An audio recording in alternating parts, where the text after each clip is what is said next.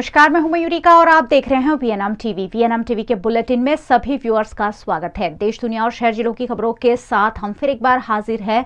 नजर सबसे पहले वीएनएम हेडलाइंस पर। हिमाचल प्रदेश में आखिरकार मुख्यमंत्री का नाम तय, सुखविंदर सुक्खू होंगे हिमाचल के मुख्यमंत्री।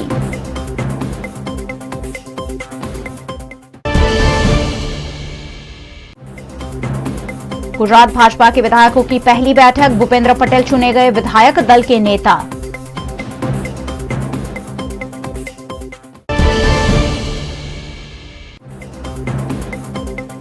और वडोदरा में कई महीनों से श्रमिक अन्नपूर्णा योजना बंद, गरीबों को नहीं मिल रहा सस्ता भोजन।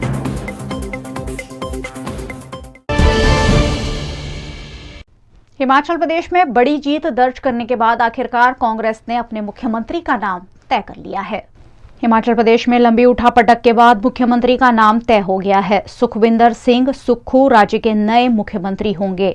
उनके साथ प्रतिभा सिंह के बेटे विक्रमादित्य और उन्हीं के खेमे से मुकेश अग्निहोत्री को डिप्टी सीएम बनाया जाएगा। सूत्रों के मुताबिक सुक्खू का विरोध कर रही प्रतिभा सिंह इस ऐलान के बाद अपने समर्थक विधायकों के साथ विधानसभा के लिए रवाना हो गई है। हिमाचल में 8 दिसंबर को चुनाव नतीजे आने के बाद से ही सीएम को लेकर घमासान जारी था। 40 सीटें जीतकर बहुमत हासिल करने वाली कांग्रेस की पूर्व मुख्यमंत्री वीरभद्र सिंह की पत्नी प्रतिभा सिंह की सीएम की दावेदारी कर रही थी। हालांकि विधायकों से रायशुमारी के बाद सुखविंदर सिंह सुक्खू इस दौड़ में आगे निकल गए थे। कांग्रेस हाईकमान ने भी उन्हीं के नाम पर मोहर लगाई है। गुजरात में नए कैबिनेट मंडल के गठन से पहले आज विधायक दल के नेता के रूप में भूपेंद्र पटेल को चयनित किया गया। गुजरात में अब भव्य जीत के बाद सरकार बनाने की कवायद तेज कर दी गई है। इसी के तहत गुजरात विधानसभा गृह के नेताओं के चुनाव के लिए भाजपा सदस्यों की एक बैठक का आयोजन प्रदेश कार्यालय कमलम पर आयोजित किया गया, जिसमें भारतीय जनता पार्टी के आला कमान द्वारा भेजे गए निरीक्षक केंद्रीय मंत्री राजनाथ सिंह, कर्नाटक के पूर्व मुख्यमंत्री बीएस येदुरप्पा और केंद्रीय आदिजाति मंत्री अर्जुन मुंडा बैठक में पहुंचे। यहां विजेता विधायक भी पहुंचे। वैसे ये बैठक औपचारिक ही रही क्योंकि विधायक दल के नेता के रूप में भूपेंद्र पटेल का चुनाव तय था। सभी विधायक कमलम पहुंचे और उनमें से कुछ विधायकों ने मीडिया से बातचीत भी की। शुक्रवार को ही मुख्यमंत्री भूपेंद्र पटेल ने राजभवन में कैबिनेट मंत्रियों के साथ राज्यपाल आचार्य देवव्रत को अपना इस्तीफा दे दिया है और सरकार बनाने का दावा भी कर दिया है। 12 दिसंबर को गुजरात में नए मुख्यमंत्री के रूप में भूपेंद्र पटेल दोबारा शपथ लेंगे। आशीर्वाद आप्यो है મને ધારાસભ્ય અહીંયા ગાંધીનગર મહાનગરમાં લઈ આવ્યા હોય તેથી વિશેષ મારા માટે ખુશીની કોઈ બીજી પણ ના હોય। મારા મતદાતાઓએ મને અહીંયા જીતાડ્યો એનાથી વધારે મારા માટે ખુશીની પણ ના હોય। આગળ ખુશીની વાત છે નરેન્દ્રભાઈ જેવું એક કર્મઠ સેવાભાવી નેતૃત્વ, આદરણીય અમિતભાઈ શાન માર્ગદર્શન, નડ્ડાજી જેવું નેતૃત્વ, ભૂપેન્દ્રભાઈ પટેલ મુખ્યમંત્રી, CR પાટીલ જેવું નેતૃત્વ, કાર્યકર્તાનો પરિશ્રમ અને જનતાના આશીર્વાદ, ઇતિહાસ ભારતીય जनता पार्टी आशीर्वाद कार्यकर्ताओं जनता की सेवा में।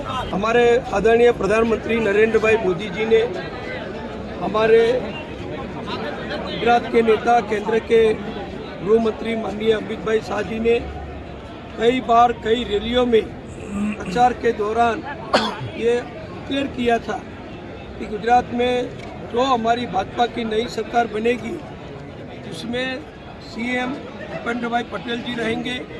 और मोदी साहब ने भी हर एक रैलियों में बोला है कि नरेंद्र भाई का केंद्र सरकार का इंजन और गुजरात में भूपेंद्र भाई पटेल की गुजरात सरकार का इंजन, ये डबल इंजन वाली सरकार आने वाले समय में ज़्यादा से ज़्यादा गुजरात का विकास करेंगी, गुजरात के लोगों की सेवा करेंगी।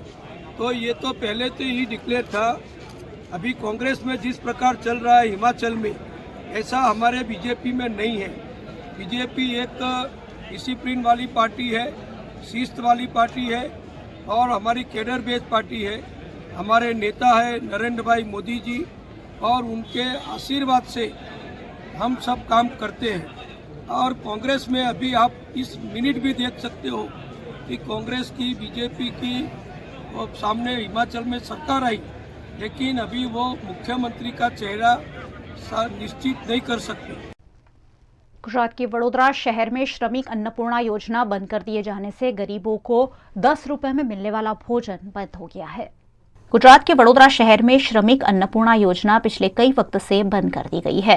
राज्य के श्रमिक कल्याण बोर्ड द्वारा श्रमजीवियों को 10 रुपए में भोजन मुहैया कराने के आशय के साथ श्रमिक अन्नपूर्णा योजना शुरू तो कर दी गई थी, जिसमें कोरोना बाद सरकार द्वारा कटौती कर 5 रुपए किए गए थे, लेकिन कई महीनों से ये सेवा बंद पड़ी है। इस सेवा के तहत श्रमिकों को सिर्फ 5 रुपए में दाल, चावल, सब्जी, रोटी, अचार दिए जाते थे, लेकिन पिछले कई वक्त से इस योजना के बंद होने से गरीबों को 2 वक्त की रोटी भी मुश्किल हो गई है, जिस पर सामाजिक कार्यकर्ता अतुल गामेची ने आपत्ति जताई। गुजरात श्रमिक कल्याण बोर्ड द्वारा गुजरातनी अंदर श्रमिकों माटे श्रमिक अन्नपूर्णा योजना शुरू करवामां आवी हती। 10 रुपयामां दाळ, भात, शाक साथे अठवाडियामां एक वखत सुखड़ी आपवामां आवती हती। जोवा जईए तो कोरोना काळ दरमियान श्रमिकोनी संख्या वधता गुजरात श्रमिक कल्याण बोर्ड द्वारा जमवाना 10 रुपयानी जग्याए 5 रुपयामां जमवानुं आपता हता। दाळ, भात, शाक गरम गरम आपता हता। परंतु आ गुजरात श्रमिक कल्याण बोर्ड द्वारा श्रमिकोने जे जमवानुं आपवामां आवतुं हतुं ते केटलाय महीनाओथी बंध छे, जेना कारणे श्रमिको आम तेम बीजे जमवा जई रह्या छे। मोंघवारी छे, साथे साथे बेरोजगारी छे, ए लोकोने जमवानुं दुष्कर थई गयुं छे। त्यारे गुजरात सरकार द्वारा जे श्रमिक कल्याण बोर्ड ने विनंती करे अने श्रमिक कल्याण बोर्ड वहेलामां वहेली तके श्रमिको माटे जे पण अन्नपूर्णा योजना शरू बंद करी छे एने वहेलामां वहेली तके चालू करे तेवी अमारी मांग छे। आगामी दिवसोमां वडोदरा शहर कलेक्टर साहेबने आवेदनपत्र पाठवीने गुजरातना तमाम श्रमिकोने 5 रुपयामां भरपेट भोजन मळे तेवी व्यवस्था गुजरात सरकार करे तेवी मांगणी करनार छे। गुजरात के मुख्यमंत्री के रूप में दोबारा भूपेंद्र पटेल 12 दिसंबर को शपथ ग्रहण करेंगे, जिसकी तैयारियां इन दिनों गांधीनगर में जोरों शोरों से की जा रही है। गुजरात विधानसभा चुनाव 2022 में भव्य जीत के बाद अब गुजरात में सरकार बनाने की कवायद भारतीय जनता पार्टी ने तेज कर दी है। इसी के तहत शपथ ग्रहण समारोह की तैयारियां जोरों शोरों से की जा रही है। 12 दिसंबर को गांधीनगर सचिवालय हेलीपैड मैदान में शपथ ग्रहण समारोह का आयोजन किया गया है, जिसकी तैयारियां इन दिनों पूरे जोरों पर है। बीजेपी शासित राज्यों के मुख्यमंत्री, केंद्रीय मंत्री समेत के कई नेता इस शपथ ग्रहण समारोह में शामिल होंगे, जिन्हें न्योता दे दिया गया है। योगी आदित्यनाथ, हेमंत बिस्वा शर्मा, प्रमोद सावंत, देवेंद्र फडणवीस, एकनाथ शिंदे समेत राज्यों के मुख्यमंत्री, केंद्रीय मंत्री मनसुख मांडविया, पुरुषोत्तम रुपाला, स्मृति ईरानी समेत के केंद्रीय मंत्रियों को भी यहां बुलाया गया है। इन सभी की मौजूदगी में गुजरात में नए मंत्रिमंडल का गठन होगा और मुख्यमंत्री के रूप में भूपेंद्र पटेल फिर एक बार शपथ लेंगे, जिसकी तैयारियां गांधीनगर में जोरों शोरों से की जा रही है। शराबबंदी वाले गुजरात में लगातार बढ़ रहे नशे के कारोबार के बीच गुजरात के अहमदाबाद में क्राइम ब्रांच द्वारा लाखों की ड्रग्स के साथ 2 आरोपियों को पकड़ा गया है। गुजरात में अब नशे का कारोबार लगातार फलता फूलता जा रहा है। गुजरात के कई शहर अब नशे का हब बन गए हैं। इसी बीच लगातार नशे की तस्करी करने वाले लोगों को पकड़ने की कार्यवाही भी जारी है। गुजरात के अहमदाबाद के रामोल इलाके से अवैध रूप से नशीले पदार्थ के साथ 2 लोगों को गिरफ्तार किया गया है, जिनके पास से 124 ग्राम और 460 मिलीमीटर मैफ्रेडोन का जत्था पकड़ा गया है, जिसकी कीमत 12,44,600 रुपए है। अन्य मुद्दामाल मिलाकर 14,23,500 रुपए का मुद्दामाल जब्त करते हुए अहमदाबाद क्राइम ब्रांच ने कानूनी कार्यवाही की है। गई काले अमरी एसओजीनी टीम ने जो बातमी मळेली एना अनुसंधाने अमे रामोल विस्तारना जनतानगर में वोच में रहेला अने अमारी टीमनी बातमीने आधारे 2 ईसमोने अल्लारखा इस्माइल शेख अने इकबाल खान पठाण आ बंनेने चेक करता बंने पासेथी अलग अलग जेएमडी ड्रग्सनो जत्थो मळेल, जेना अनुसंधाने बंनेनी विरुद्ध गुनो दाखल करी अने बंने पासेथी जे संयुक्त जत्थो मळेल 124 ग्राम એટલે એની બજાર કિંમત 12,44,000 થાય છે। એ બંને વિરુદ્ધ ગુનો દાખલ કરીને આગળની તપાસ અમારા પીએસઆઈ બાંગાને સુપરત કરવામાં આવેલ છે। આ જથ્થો છે એ બંને મુંબઈથી મંગાવેલ હતો અને બંને કન્ઝ્યુમ તો કરે જ છે, બંને એડિક્ટ છે, પરંતુ એડિક્ટ છે એના કારણે ધંધો કરે છે એવું આ કેસમાં જણાતું નથી, પરંતુ નફો કમાઈ લેવાનું પણ સાથે સાથે જણાય છે।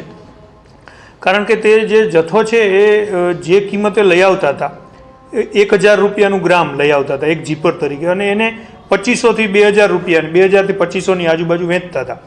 અને બંને કન્ઝ્યુમ કરવાનું છે. એ સિવાય બંને રિક્ષા ડ્રાઈવર છે, એટલે વધુ પૈસા કમાઈ લેવાની એક જે પેલી હોય ઘેલછા એવું જણાય છે. અને એમાંથી જ આ ધંધો, અને અમારી પ્રાથમિક તપાસમાં એવું જણાય છે કે બંને છે એકાદ વર્ષથી ધંધો करता હોય એવું જણાઈ આવે છે. भारत की लोक संस्कृति देश विदेश में मशहूर है, लेकिन अब लोक कला लुप्त होती जा रही है और ऐसे में लोक कला को निभाने वाले परिवार अब सिग्नल पर ही देखने मिलते हैं. भारत यानी लोक संस्कृति मामले सद्धर देश, लेकिन आधुनिकता की दौड़ में अब भारत की संस्कृति भी कहीं ना कहीं गांव में ही सिमट गई है. यूं तो कलाकारों के लिए तरह तरह के प्लेटफॉर्म भारत में उपलब्ध कराए गए हैं, लेकिन लोक कला को उजागर करने और जीवंत रखने के कम ही माध्यम है और ऐसे में लोक कला अब सड़कों पर भीख मांगती हुई नजर आती है.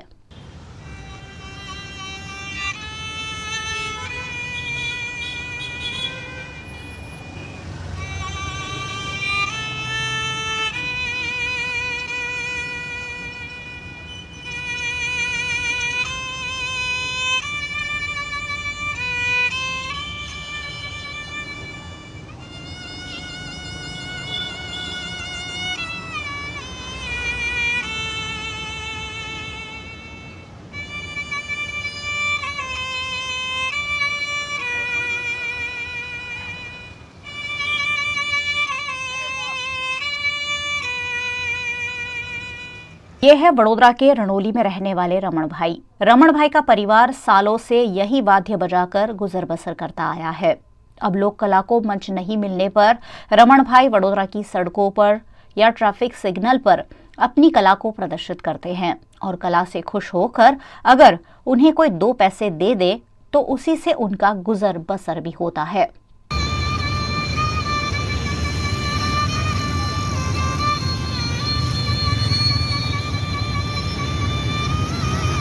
ये अभी आजकल है, ये हमारा बाप दादा का ये काम है, ये सब लोक कला है. अभी दिन दिन पे सब गुम हो जाती है. तो हमारे अभी है ना, हमारे ख़ानदान में हमारा जो पिताजी, हमारे बड़े भाई, वो लोकगीत गाते थे, भजन भगवान का भजन गाते हैं. जो कोई पहले के राजा महाराजा हो गए उसका नाम का भजन गाते थे. और मैं भी ऐसा थोड़ा छोटा था तो मैं भजन गाता था, लेकिन मैं थोड़ा गाना बाना बजाने को तो मैं थोड़ा भजन भी बजाता हूँ, मैं गाना भी बजाता हूँ. तो ईश्वर ने मेरे को थोड़ी कला दी तो मैं ऐसा लोगों के पास बजाता हूँ तो लोग को खुश होते हैं. कहीं बोलते ऐसे बोलते हैं कि नहीं आप चाचा अच्छा बजाते. और मेरे को जो मेरा कोई पेट का है वो मेरे को मिलते हैं, मेरी कला की कदर करते हैं. ऐसी बात नहीं कि सब पैसा सबसे बड़ी चीज़ है, ऐसी बात नहीं है. मेरे को कोई देता भी तो ठीक, नहीं देता भी ठीक, लेकिन मेरे को मेरा खर्चा पानी भगवान मिलता है. मैं घूमते रहता हूँ, हर जगह में घूमते रहता हूँ. कभी यहाँ बजाता हूँ, कभी ऐसा चला जाता हूँ रेस कोर्स बाजू, कभी ऐसा सोमा तालाब बनी, कभी ऐसा बजाता हूँ. मैं हर जगह बजाता हूँ. मैं तो गाड़ी में भी बजाता हूँ, रेलवे में, लेकिन ये कोरोना काल ने तब से बंद कर दिया. बाकी पहले मैं रेलवे में भी बजाता था तो मेरे को रेलवे में अच्छा इनकम होती थी. लेकिन अभी कायदा सब बदल दिया, ये सरकार ने थोड़ा कड़क कायदा कर दिया. तो ये कला अभी है ना थोड़ा दिन पे नहीं है. अभी कोई बजाता है कि नहीं बजाता, लेकिन हमारे गुजरात में कोई नौकरी धंधा ये सब करता है. तो ये दिन पे क्या ये कला सब नष्ट होती है.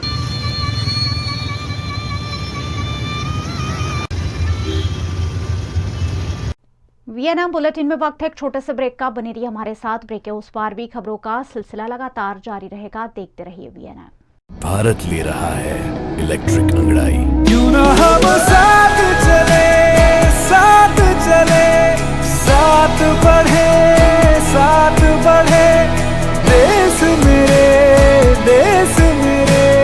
देश को ले जाए नई दिशा की ओर. आपका जॉय, भारत का जॉय.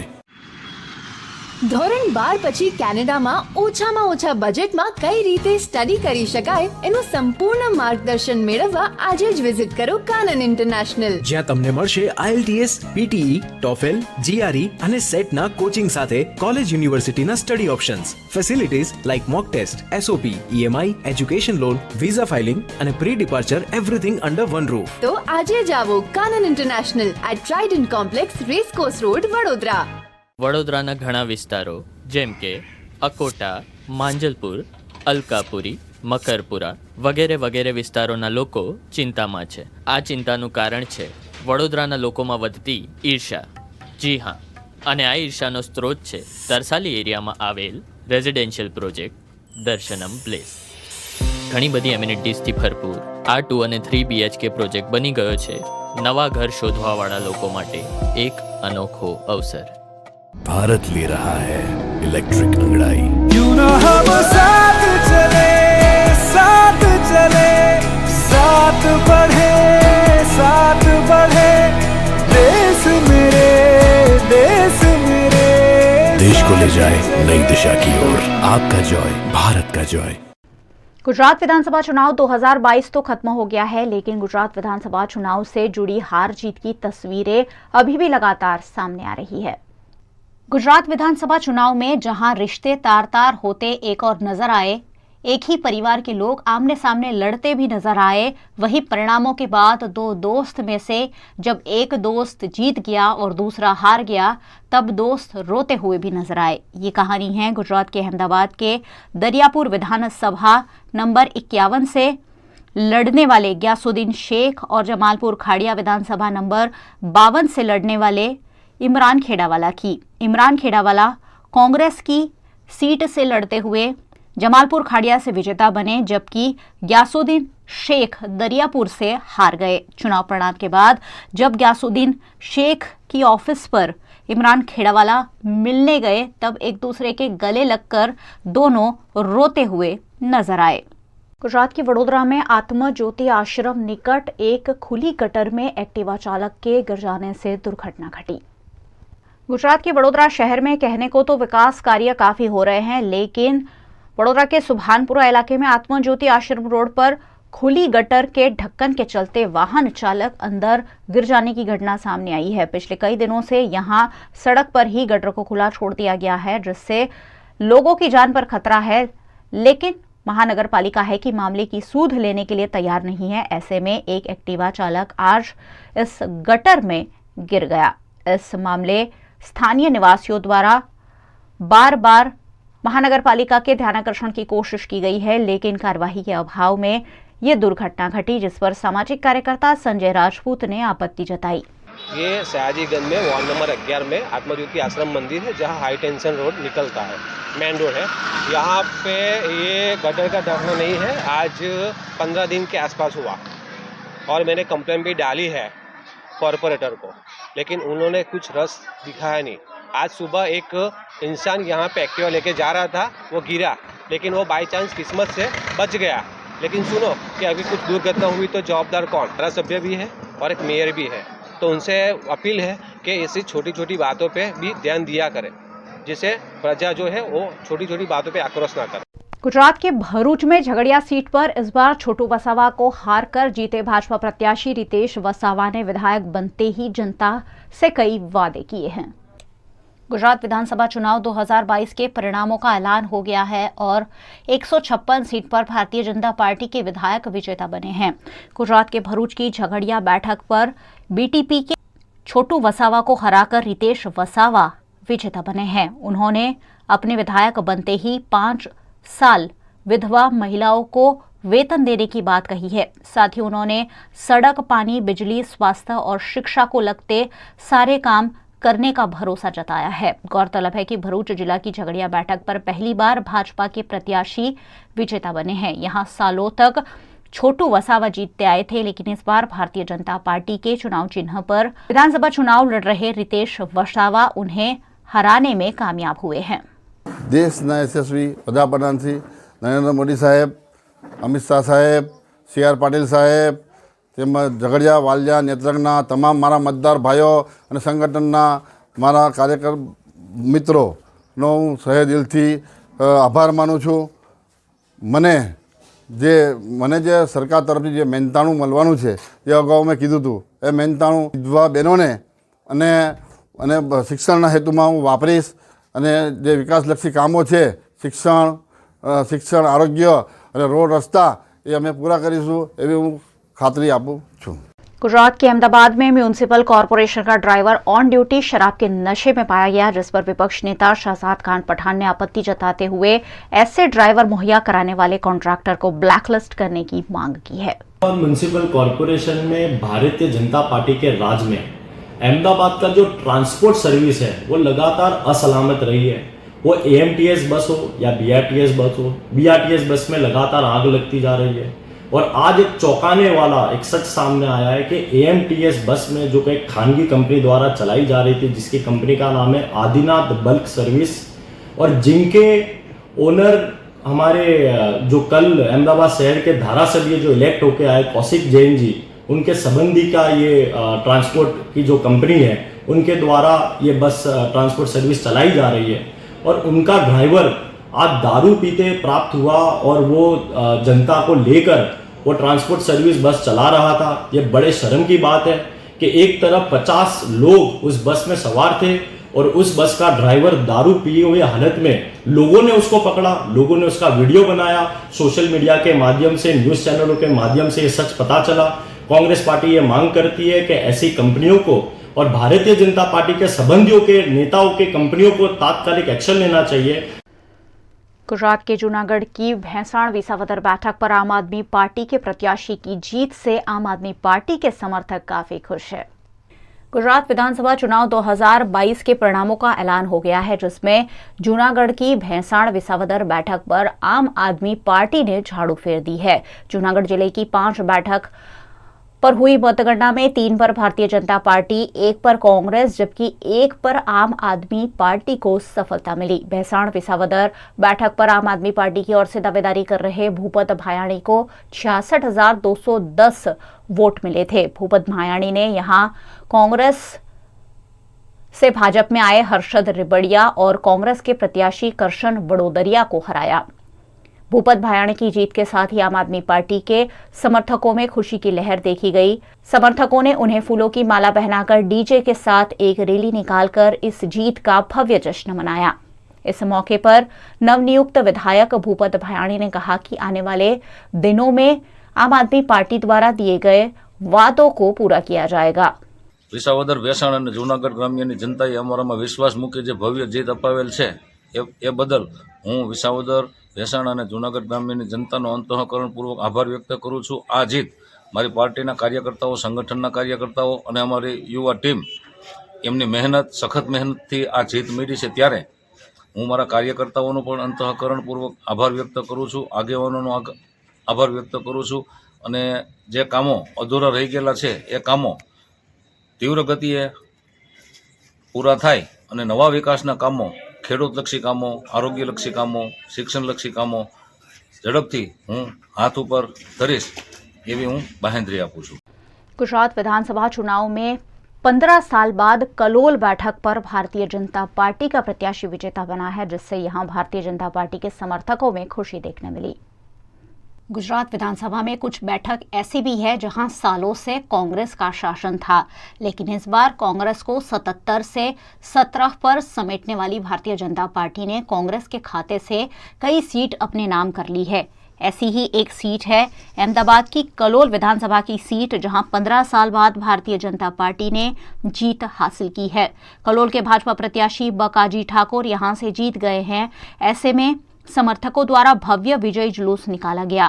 गुजरात विधानसभा में भारतीय जनता पार्टी ने रिकॉर्ड ब्रेक जीत हासिल की है और कलोल में भी 15 साल बाद भारतीय जनता पार्टी की सत्ता में वापसी से कलोल की जनता में और भाजपा समर्थकों में खुशी देखने मिली.